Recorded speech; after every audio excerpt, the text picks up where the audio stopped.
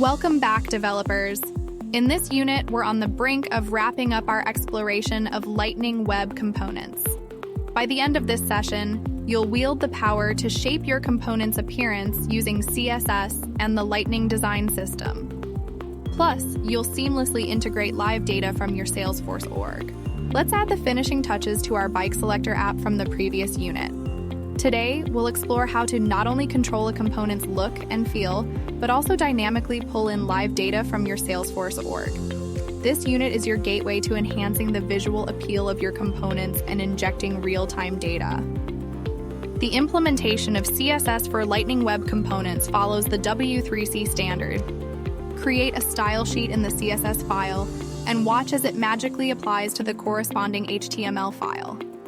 Lightning Web Components leverage the power of Shadow DOM, keeping components encapsulated and separate from the global DOM. Explore the world of Shadow DOM in the Resources section linked below. Salesforce Lightning Design System, SLDS, is your secret weapon for a consistent look and feel within Lightning Experience. Lightning Web Components residing in Lightning Experience or the Salesforce mobile application seamlessly tap into SLDS without any import statements or static resources. Congratulations! You've just scratched the surface of the Lightning Web Components model.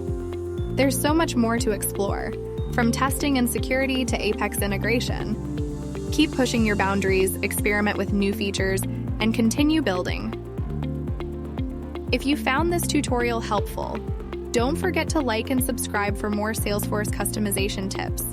Check out the description below to connect with us. Thanks for watching and happy customizing.